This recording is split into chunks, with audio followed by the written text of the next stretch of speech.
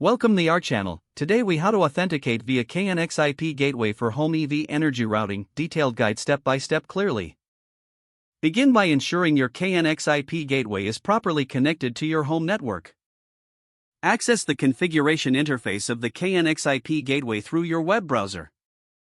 Enter the IP address of the KNX IP gateway in the browser's address bar.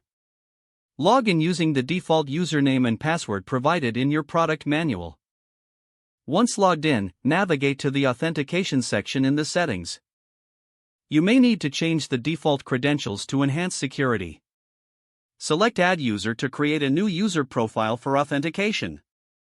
Fill in the required fields, including username and a strong password. Save your changes to update the user settings. Proceed to the network configuration section of the interface. Ensure that your IP settings are correctly configured for your home network.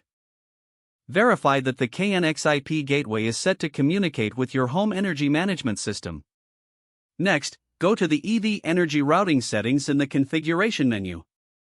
Input the necessary parameters, such as the maximum charging power and time schedules.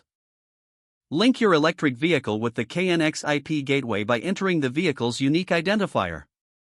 Test the connection between the EV and the KNX IP gateway to confirm successful. Check the logs for any errors or alerts that may indicate issues during the setup. Finally, monitor the system's performance to ensure optimal energy routing for your home EV.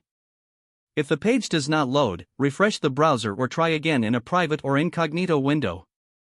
Make sure you are using the correct email address, then retype it carefully to avoid small typos.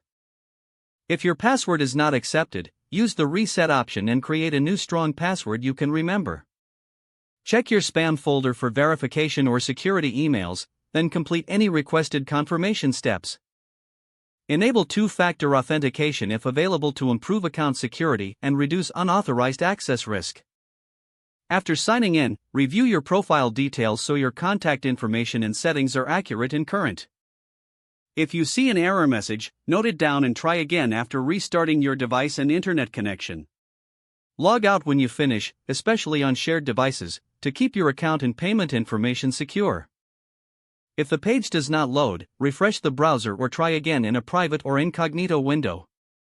Make sure you are using the correct email address, then retype it carefully to avoid small typos.